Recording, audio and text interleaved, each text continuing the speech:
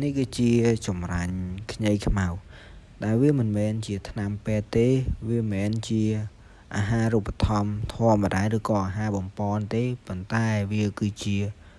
អាហារូបត្ថម្ភកម្រិតខ្ពស់ដែលមានគុណភាពលើសគេនៅក្នុងប្រទេសខ្មែរវាមានការ design មានការវេចខ្ចប់ប្រណិតជាងគេហើយលើសពីនេះទៅទៀតចម្រាញ់ខ្ញីខ្មៅមួយនេះ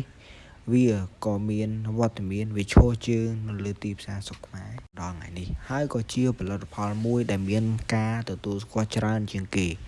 យើងមានទាំងការពិសោធន៍លើមនុស្សអស់រយៈពេល1ឆ្នាំដែល